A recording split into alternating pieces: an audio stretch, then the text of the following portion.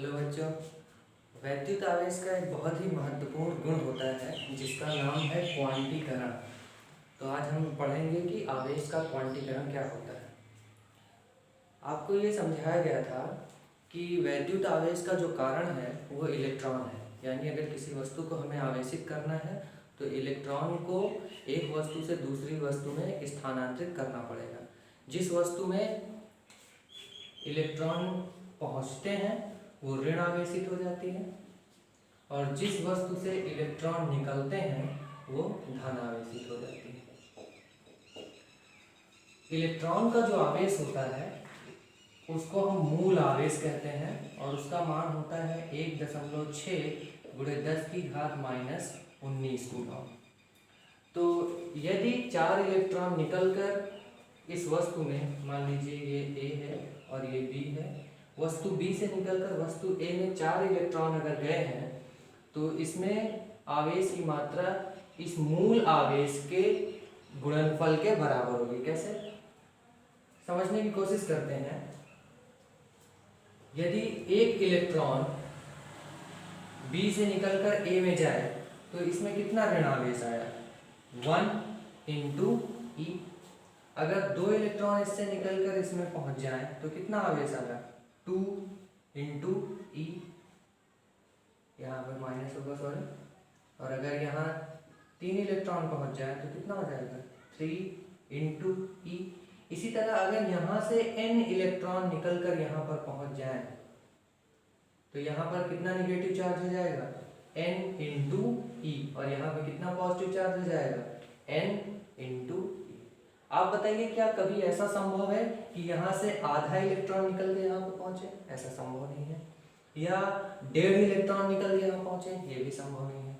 तो आवेश का क्वांटीकरण हमें ये बताता है कि किसी वस्तु के ऊपर जो आवेश का मान होता है, किसी वस्तु के ऊपर आवेश का मान वो मूल आवेश के पूर्ण गुणज के बराबर होता है। पूर्ण गुणज का मतलब या तो उसमें 1 से आप गुणा करेंगे, या तो 2 से, या तो 3 से, यानी पूर्ण संख्याओं के रूप में आप पूरा करेंगे।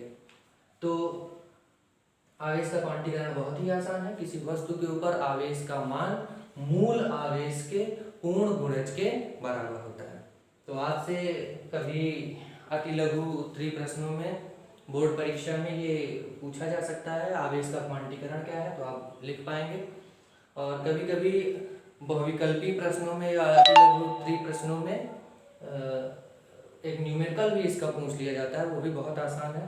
तो आप देखें कैसे उसको सॉल्व करेंगे।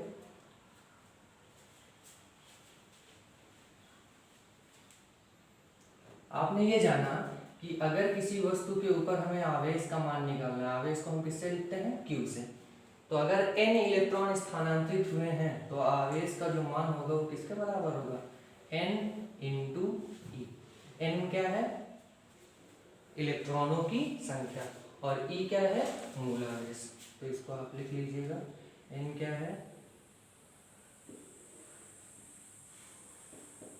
इलेक्ट्रॉनों की संख्या, और E क्या है, मूल आवेश। इसका मान यहाँ लिखा हुआ है। इसके ऊपर न्यूमेरिकल कैसे बनते हैं देख लेते हैं।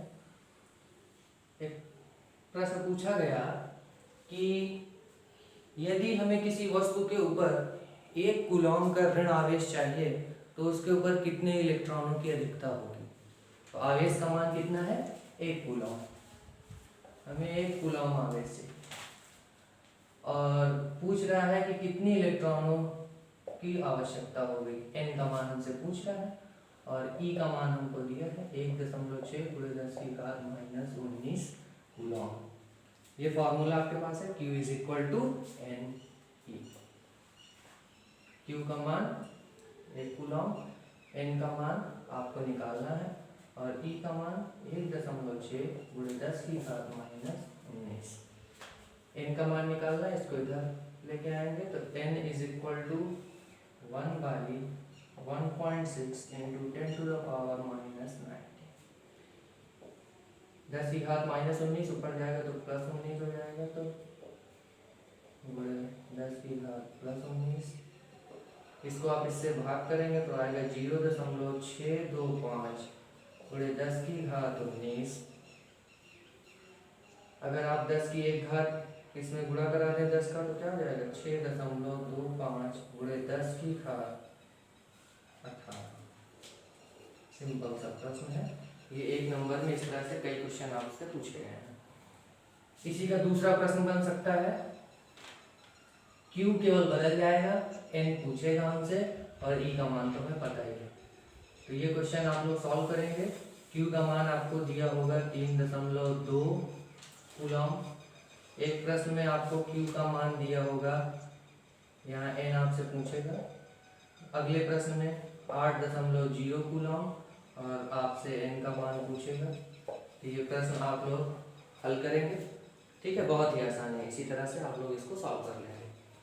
एक और प्रश्न ऐसे पूछा जाता है कि यदि किसी वस्तु पर 4 इलेक्ट्रॉनों की अधिकता हो तो उसके ऊपर आवेश का कितना मान होगा। ये भी बहुत आसान है, तो इसको हटा देते हैं। नोट कर लिया होगा आपने।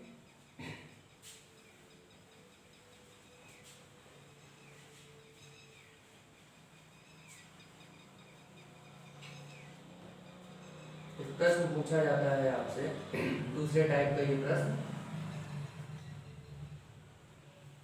कहता है किसी वस्तु पर 4 इलेक्ट्रॉनों की अधिकता है, यानी N का मान हमको दे दिया, E का मान हमें पता होता है 1.6 और 10 की घात -19 कूलम, और हमसे पूछता है आवेश का मान। बहुत ही आसान हो जाएगा, यही फॉर्मूला Q = Ne।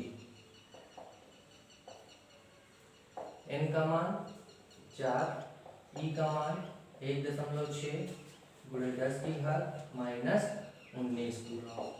आप इसे गुणा करा दीजिए, 6.4 गुणे 10 की घात -19 कूलम।